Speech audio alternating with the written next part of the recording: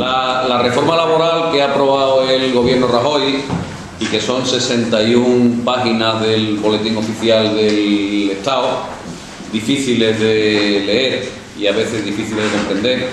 Cuanto más la leemos, más cosas nuevas aprendemos y más putadas descubrimos en el texto, y una siguiente lectura vuelve a descubrir más trucos y más recortes para los trabajadores.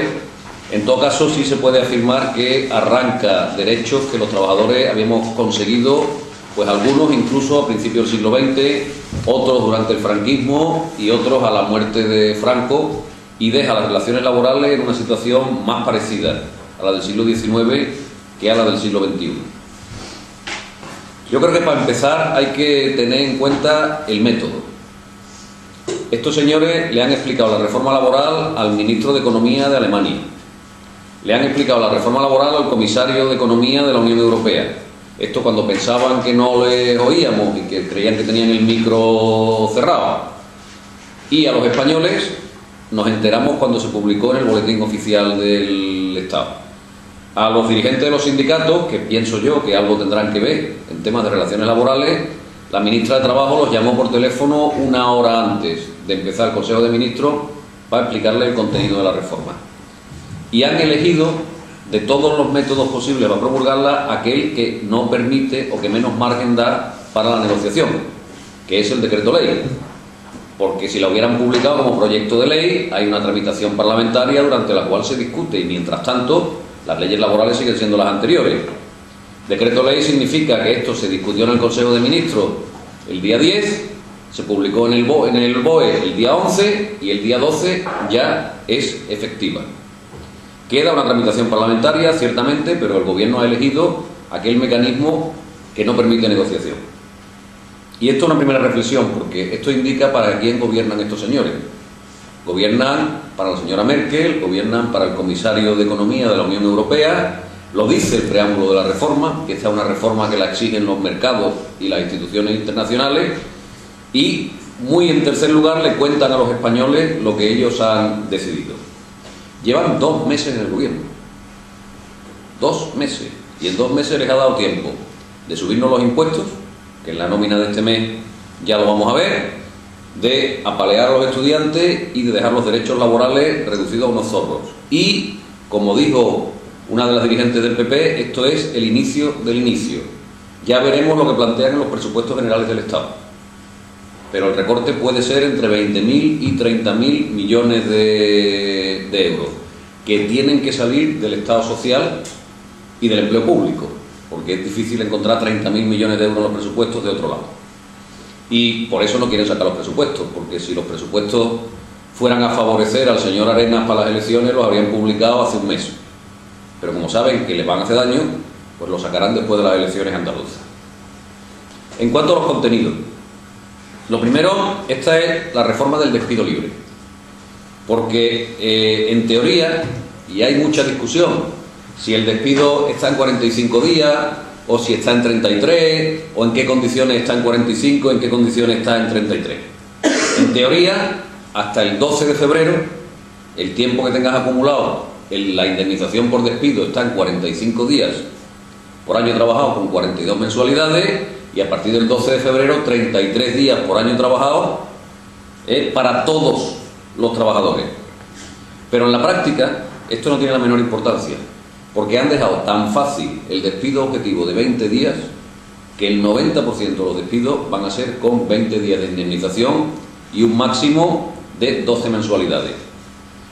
Algunos compañeros que han hecho los cálculos han dicho, con la reforma laboral, antes de la reforma, despedirme costaba 70.000 euros, después de la reforma laboral, despedirme cuesta 8.000 euros. Y ese es el contenido, uno de los pilares fundamentales del contenido de la reforma. Porque el despido objetivo, el de 20 días, lo han dejado en unas condiciones facilísimas. No hace falta que haya pérdidas, no hace falta que la empresa esté en peligro, no hace falta que peligren los puestos de trabajo. Simplemente que hayan disminuido los ingresos durante los últimos 9 meses. ¿Qué empresas no han disminuido los ingresos durante los últimos 9 meses? El país calculaba que al menos un tercio de las empresas que cotizan en bolsa podrían aplicar a sus trabajadores el despido de 20 días con esta norma. Y esas son las que cotizan en bolsa. Es decir, las grandes empresas que tienen una situación más saneada. Ni te cuento las medianas y las pequeñas. También se puede aplicar el despido objetivo por cambio organizativo. Cambio organizativo puede ser que externalice un servicio. Yo decido que la rehabilitación de un hospital o la radiología se la paso a una contrata y eso me permite despedir con 20 días de indemnización a todo el personal que yo tenía en esos servicios. Pero incluso para muchísimos trabajadores el despido de 20 días quedaría en un privilegio, porque la reforma ha introducido un despido con 0 días de indemnización. Ha creado un contrato para empresas menores de 50 trabajadores. Según la propia reforma, las empresas menores de 50 trabajadores en este país son el 99,23% de las empresas, y para esas se crea un contrato con indemnización de 0 días durante el primer año, porque el periodo de prueba pasa a ser de 1 año. Y periodo de prueba quiere decir que durante el periodo de prueba yo te despido mañana, no tengo que dar ninguna explicación de por qué te despido y no te tengo que dar ninguna indemnización. Y puedo al día siguiente volver a hacerle un contrato a otro y volver a plantear la misma ruleta.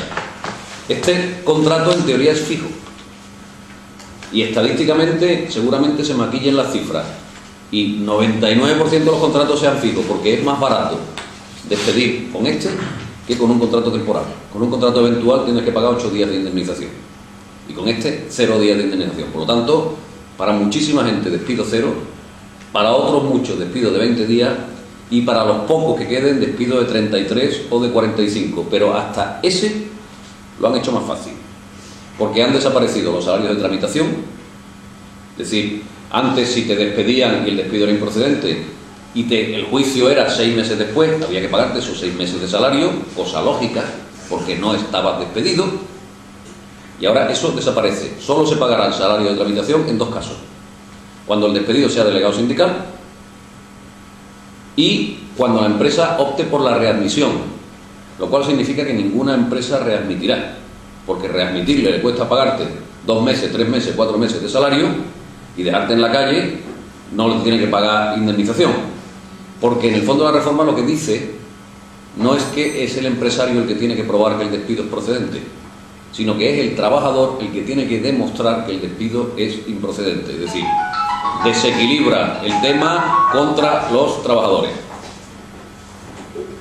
También cabe la posibilidad del despido por enfermedad. La reforma dice que se puede despedir con 20 días de indemnización a aquella persona que haya faltado con faltas justificadas un 20% de la jornada laboral en los últimos 2 meses. Esos son 9 días. Siempre que las bajas laborales sean menores de 20 días. Quiere decirse que una lumbalgia con 10 días de baja es motivo de despido. O una gripe que se alargue un poquito es motivo de despido con 20 días de indemnización. Eso es alucinante. Es decir, despedirte porque te has puesto enfermo 9 días. Siempre que sea enfermedad común o accidente no laboral. Pero al fin y al cabo es despedir a la gente por enfermarse. ¿Qué significa? Que millones de trabajadores van a ir a trabajar enfermos. ¿Puede ser tú? Millones de trabajadores van a ir a trabajar enfermos, porque no podrán permitirse arriesgarse a que le despidan. Los ERE quedan muchísimo más fáciles, porque antes para un ERE hacía falta autorización de la autoridad administrativa, es decir, con la Consejería de Empleo o del Ministerio de Trabajo, y ahora basta con que el empresario se lo notifique a la autoridad laboral. La reforma explica por qué se hace esto, porque dice que esa autorización de la autoridad laboral hacía que los EREs fueran más costosos, que las indemnizaciones fueran mayores y que se despidiera a menos gente. Y lo que se trata es de facilitar que se despida cuanto más gente mejor y con el menor coste posible. Y finalmente la reforma abre el camino al despido de personal laboral de las administraciones públicas, con 20 días de indemnización. Motivos: insuficiencia presupuestaria, pero es el alcalde quien hace el presupuesto y por lo tanto al hacer el presupuesto ya puede decidir dar despido, o de nuevo cambios organizativos. Es decir, que si el ayuntamiento la recogida de basura la tenía con empleados propios y la privatiza, eso es motivo para despedir a todos los barrenderos que tuviera en la plantilla de limpieza pública. Y volveré sobre esto luego, pero a nadie se le oculta que esto es un primer paso, que esto se puede meter aquí porque es Estatuto de los Trabajadores, pero que sin duda el segundo paso va a ser el despido de empleados públicos, funcionarios o estatutarios, porque si no es absurdo que pueda coger la plantilla del ayuntamiento y pueda despedir a todos los barrenderos y no pueda despedir a ninguno de los policías municipales, o pueda despedir a la mitad de los administrativos y a la otra mitad no porque son funcionarios. Es evidente que eso vendrá en un siguiente paso. En segundo lugar, se cargan la negociación colectiva. La negociación colectiva es muy importante porque permite que si yo pongo una fábrica de pañuelos y tú pones una fábrica de pañuelos en la acera de enfrente, yo pueda competir contigo porque consigo mejores precios de los proveedores, porque mis máquinas son mejores, porque organizo mejor la producción, porque mis pañuelos son más bonitos, pero no porque yo le pago a mis trabajadores 5 y tú le pagas a tus trabajadores 10. Eso es lo que regula el convenio de fabricantes de pañuelos. ¿Qué dice la reforma? Que en cualquier caso prevalecerá sobre cualquier convenio el convenio de empresa. Recordar, 99,2% de las empresas tienen menos de 50 trabajadores. Más del 80% de las empresas tienen menos de 5 trabajadores. Ahí no cabe negociación colectiva. Ahí simplemente, con el despido tan barato, el empresario citará un día a los representantes de los trabajadores y les dirá: señores, este es el nuevo convenio. Aquí está luego vuestra firma. Y si no estáis de acuerdo, voy a despedir a 10, a 5, a 6 o a 7. Es decir, que la reforma, por un lado, ha convertido a muchos trabajadores en esclavos porque el miedo del despido es tal que a lo más mínimo que pida, ahí está la calle. Es decir, el que tiene un despido con 0 días de indemnización y diga: oiga, que no me han pagado los festivos, ahí está la calle. Oiga, que yo he hecho 5 horas de más, ahí está la calle.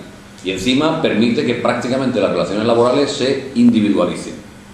Pero incluso aunque no haya convenio o acuerdo de empresa, la reforma permite que da muchísimas facilidades para que las empresas se puedan descolgar del convenio, alegando razones técnicas, organizativas, de producción, etcétera, etcétera, y si no hay acuerdo con los trabajadores, recurriendo al final a un arbitraje obligatorio que modifica en la práctica el convenio colectivo. Es decir, le da todas las facilidades, e incluye una cosa nueva, que entre las cosas de las que se pueden descolgar del convenio están los salarios.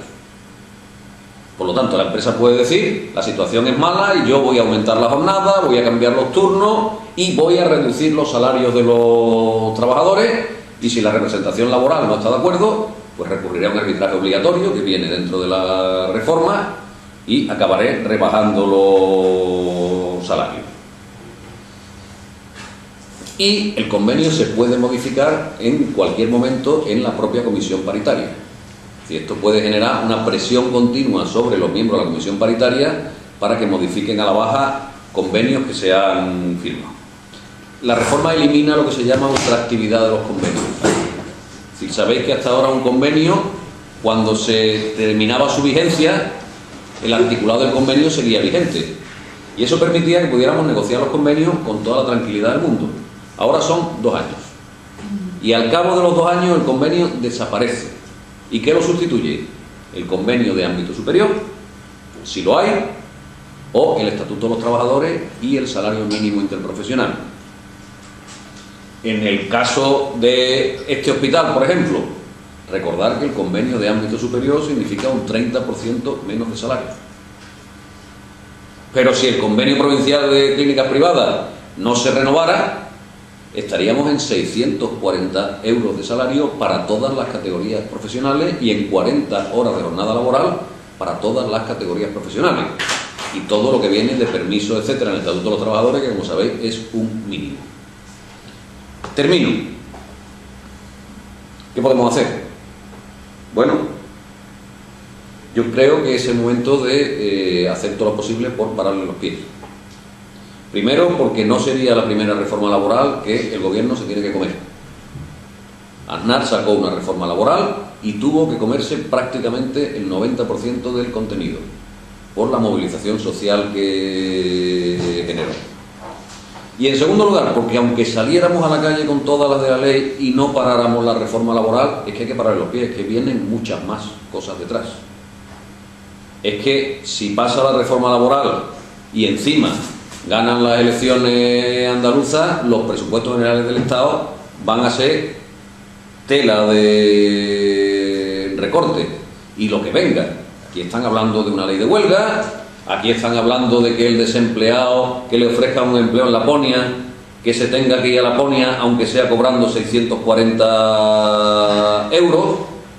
Es decir, que todo eso viene por delante. Por lo tanto, entendemos que es el momento de explicárselo a todo el mundo, de contárselo uno por uno a todos los amigos, vecinos, familiares, a todos los trabajadores con los que tenemos contacto, de no faltar a las movilizaciones. Las movilizaciones hasta ahora han sido movilizaciones potentes, vienen más. El domingo día 11 se anuncian más manifestaciones y probablemente tendrá que haber una huelga general para parar a este gobierno, y es posible que tengamos fecha incluso pronto. Y finalmente, aunque no es una reflexión sindical, pero yo creo que es una reflexión obligada, hay que pararle los pies en las urnas. Si después de esto ganan las elecciones andaluzas, es que van a decir que nos gusta y que pueden todo el monte orégano. Si se les escapa unas elecciones que tenían ganadas, seguramente se lo piensen y den marcha atrás o paren los ataques que tienen pensados. Por lo tanto, primera cuestión, hay que explicarle la reforma laboral a todo el mundo. Hay muchos materiales, vamos a colgar vídeos, hay PowerPoint, hay folletos explicativos para que cualquiera lo vea. Segundo, hay que animar a la gente a que participe en las movilizaciones. Y tercero, hay que hacer una reflexión. Es decir, que yo entiendo los motivos que cada uno pueda tener para darle votos de castigo a los distintos partidos y en particular al Partido Socialista, como pasó en las últimas elecciones. Pero hay que hacer una cosa muy clara, es decir, ni un voto de los trabajadores puede ir a los que nos han hecho esta putada. Por lo tanto, hay que tomar nota, hay que explicar con mucha paciencia la reforma, hay que decirle a la gente que por supuesto que le afecta y que se sume a las movilizaciones, que no son movilizaciones en apoyo a los dirigentes de los sindicatos, son movilizaciones contra la reforma laboral del gobierno, opine uno lo que opine de los que la convocan o de los dirigentes de los sindicatos.